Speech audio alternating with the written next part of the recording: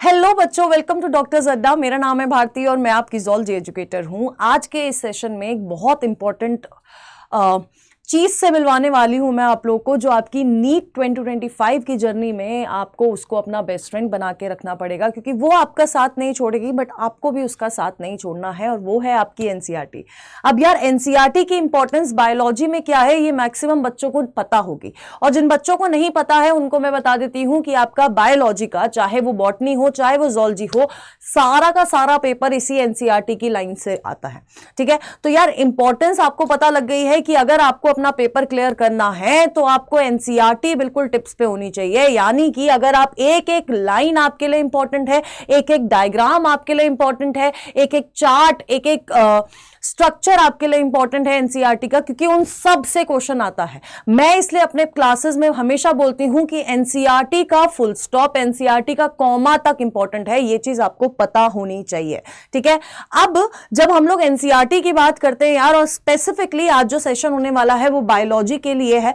देखो यार, अभी बताया कि पेपर कहां से आता है, एनसीईआरटी से आता है। अब कुछ आपके लिए एग्जांपल्स के वे में लेके आ सकती हूं, है ना, एग्जांपल के वे में आपको बताऊंगी। उससे पहले मैं आपको बताना चाहूंगी कि जितने भी हमारे एसबी यूजर्स थे, एसबी ऐप के यूजर्स थे, उनके लिए हम लेके आए हैं नीट खजाना, जो कि बिल्कुल फ्री ऑफ कॉस्ट आपको मिलेगा अड्डा की ऐप पे। ठीक है, तो आपको वहां पर आप अवेल कर सकते हो नीट खजाना, जिसमें आपको प्रीवियस लेक्चर्स आपको मिल जाएंगे, रिकॉर्डेड लेक्चर्स आपको मिल जाएंगे आपके इस नीट खजाना के बैच में। और ये आप अवेल कैसे कर सकते हो, आपको कोड यूज करना है डॉक्टर्स। इसको यूज करके आपको नीट खजाना बिल्कुल फ्री ऑफ कॉस्ट मिल जाएगा। ठीक है, अब यार नेक्स्ट चीज देखिए। नेक्स्ट मैं आपको बोल रही थी ना, विद एग्जांपल्स बताऊंगी, विद एग्जांपल्स बताऊंगी। ये नीट 2024 का क्वेश्चन है। अब जिसने पेपर दिया है उसको पता होगा, fibrous joints, cartilaginous joint, hinge joint, इन सारे से क्वेश्चन आया था। एनसीईआरटी ये सारे जॉइंट्स आपको एक ही जगह पे बता देती है ना। कौन से चैप्टर का क्वेश्चन है, लोकोमोशन एंड मूवमेंट का क्वेश्चन है। तो एग्जैक्ट यहां पर क्या दे रखा है, जॉइंट्स दे रखा है और कहां प्रेजेंट होते हैं ये चीज यहां पर दे रखी है, और यही सेम एग्जैक्ट चीज आपको इस पैराग्राफ में मिल जाएगी। ठीक है, अब एक ही एग्जांपल नहीं है, दूसरा देख लो यार।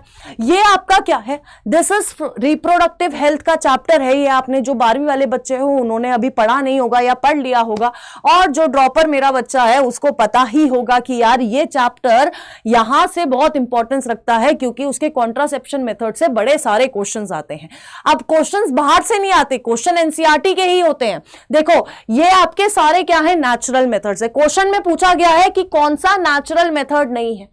इन तीनों के अलावा वॉल्ट्स बचता है, जो नेचुरल मेथड नहीं है, और वॉल्ट्स क्या है, एक तरह का बैरियर मेथड है। तो यहां भी क्वेश्चन कहां से आया, एग्जैक्ट एनसीईआरटी की लाइन से क्वेश्चन आया है मेरे बच्चों। नेक्स्ट एग्जांपल देख लो, फिर से कॉन्ट्रासेप्शन से क्वेश्चन आता है। अब इससे आपको यह भी पता चल रहा है यार ये बहुत इंपॉर्टेंट टॉपिक है। ठीक है, आईयूडीज से क्वेश्चन आया है, और आईयूडीज के हम लोग को क्या याद करने पड़ते हैं, एग्जाम्पल्स याद करने पड़ते हैं। तो यहां पर आईयूडीज का नाम है, यहां पर एग्जाम्पल है, आपको करना है मैच द फॉलोइंग। सारे के सारे क्वेश्चन कहां से आए हैं, एनसीईआरटी से आए हैं। आप खुद भी अगर आपने देखा हो, परम सर ने एक वीडियो डाली है जहां पर उन्होंने बॉटनी का एनसीईआरटी लाइन बाय लाइन आपको बताया है कि हर क्वेश्चन कौन सी लाइन से एनसीईआरटी के से आया है।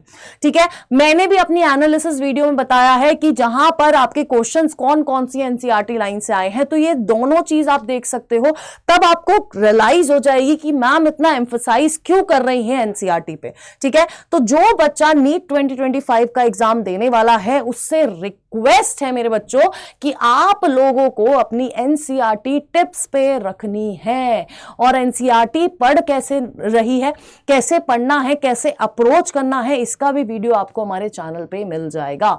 ठीक है, अब यार देखो, एनसीईआरटी पढ़ ली ठीक है, लेकिन अब हमें पता कैसे चलेगा कि एनसीईआरटी के से क्वेश्चन कैसे आते हैं, है ना। कुछ एग्जांपल्स तो आपको यहां मिल गए, या हमें पता कैसे चलेगा कि हमें एनसीईआरटी हमारे दिमाग में छप चुकी है। ठीक है, तो इन सब चीजों के लिए आपको क्या करने पड़ते हैं, क्वेश्चन प्रैक्टिस करनी पड़ती है। मैंने अपने 1 ईयर कंप्लीट प्लान में बताया है कि सबसे इंपॉर्टेंट चीज जो आपकी इस प्रिपरेशन में रहने वाली है वो रहने वाली है आपकी कंसिस्टेंसी, रिविजन और क्वेश्चन प्रैक्टिस।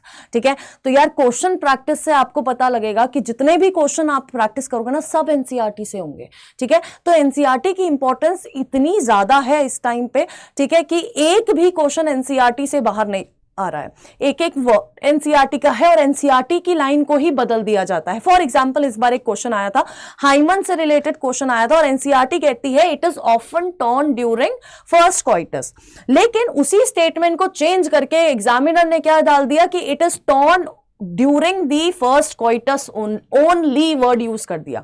ऑफन की जगह उसने क्या यूज कर लिया, ओनली यूज कर लिया। अब है तो वो एनसीईआरटी स्टेटमेंट, अब उसको उस स्टेटमेंट को गलत करना था तो उसने ऑफन की जगह ओनली कर दिया। तो आप देख रहे हो कि एक एक वर्ड का कितना ज्यादा इंपॉर्टेंस है। यहां पर आपके बायोमोलिक्यूल्स में एक लाइन है कि mostly all enzymes are proteins, वहां लिखा हुआ है मोस्टली, लेकिन एग्जामिनर आपसे क्या पूछ लेता है, मोस्टली नहीं ऑल एंजाइम्स आर प्रोटीन ऐसे करके लिख देगा। और आपने अगर एनसीईआरटी ढंग से नहीं पढ़ी होगी तो आपका क्या हो जाएगा, क्वेश्चन गलत हो जाएगा। तो एक एक वर्ड की आपकी क्या है यहां पर इंपॉर्टेंस है। डायग्राम बेस्ड क्वेश्चंस आते हैं, है ना। इस बार मसल से रिलेटेड क्वेश्चन आया था, आपको तीनों मसल के डायग्राम दे दिए गए थे, ठीक है, स्केलेटल मसल के, कार्डियक मसल के और आपके स्मूथ मसल के, और उसके एग्जांपल दे दिए गए थे कि ये मसल्स कहां कहां प्रेजेंट है। तो वहां से भी क्वेश्चन आ रहा है। स्ट्रक्चर बेस्ड क्वेश्चन पूछा जाता है, ड्रग्स वाले चैप्टर से मॉर्फिन का स्ट्रक्चर बहुत बार पूछा गया है। तो हर चीज से क्वेश्चन आ रही है, हर एक फॉर्म से क्वेश्चन आ रहा है, आपका टेबल चार्ट से तक क्वेश्चन आता है आपकी एनसीईआरटी से। आपका जो बायोमोलिक्यूल का चैप्टर है उसमें सेकेंडरी मेटाबोलाइट्स का एक चार्ट दे रखा है, उस चार्ट से क्वेश्चन पूछे जाते हैं। तो इसलिए मैं बोल रही हूं कि हर एक चीज आपके लिए इंपॉर्टेंट है एनसीईआरटी की, इसलिए आप लोगों को साल भर में एनसीईआरटी मिनिमम बोल रही हूं, मिनिमम 10 से 15 बार पढ़ लेनी है, ठीक है। अगर आप वो 10 से 15 बार पढ़ लोगे ना, तब आपको रियलाइज होगा कि हाँ भाई सारा पेपर एनसीईआरटी से आएगा। क्यों? क्योंकि जितनी बार आप एनसीईआरटी अच्छे से पढ़ोगे उतने ज्यादा अच्छे से आप क्वेश्चन प्रैक्टिस कर पाओगे, ठीक है। अब कुछ सेट्स ऑफ बुक्स आप लोग हमारे ऐप से भी ले सकते हो, जहां पर आपको मिलने वाले हैं 18 सेट्स ऑफ बुक। क्या मिलने वाले, क्लास 11th के भी मिलेंगे, क्लास 12th के मिलेंगे, और इसमें मिलेंगे क्वेश्चन प्रैक्टिस वाले पेपर भी मिल जाएंगे। तो ये पूरा स्टडी मटेरियल आप लोग ले सकते हो हमारे अड्डा के ऐप से, ठीक है। नेक्स्ट चीज देखिए, नेक्स्ट चीज ये है कि अगर आपको एनसीईआरटी पढ़नी है और एक्सप्लेन्ड वे में पढ़नी है, अच्छे से पढ़नी है, तो हमारा जो बैच आ रहा है 12th वालों के लिए और ड्रॉपर वालों के लिए बैच आ रहा है न्यूट्रॉन, जो कि आपका रहेगा 3840 में। अगर आप लोग कोड यूज करते हो ZBBS और 40% आपको इस पर डिस्काउंट मिलने वाला है। और हमारे 11वीं वाले बच्चों के लिए जो अभी अभी 10वीं से निकल के 11वीं में आए हैं, जिन्होंने सोचा है कि मैं डॉक्टर बनूंगा, तो उनके लिए भी हमारा बैच आ रहा है इलेक्ट्रॉन, और उसका प्राइस भी 3600 हो जाएगा अगर वो कोड लगाते हैं ZBBS, ठीक है। 40% आपको यहां पर डिस्काउंट मिल जाएगा, ठीक है। अब इस बैचेस में यार आपको बहुत सारी चीजें मिल रहेगी, इंटरैक्टिव लाइव सेशंस मिलने वाले हैं, टेस्ट सीरीज मिलने वाली है, वो भी विद वीडियो सोल्यूशन मिलने वाली है, ठीक है। डीपीपी प्रिंटेड बुक मिलने वाली है, वो भी वीडियो सोल्यूशन के साथ मिलने वाली है। तो आपको हर एक चीज यहां पर एक स्ट्रैटेजाइज्ड वे में आपको इन बैचेस में मिल जाएगी। तो इस चीज के लिए जरूर एनरोल कर ले और एनसीईआरटी पढ़ना ना भूले, है ना। आपने अभी शुरू कर दी है प्रिपरेशन, तो हर टॉपिक के बाद आपको उस टॉपिक का एनसीईआरटी पढ़ना है और फिर क्वेश्चन लगाने बैठना है, ठीक है।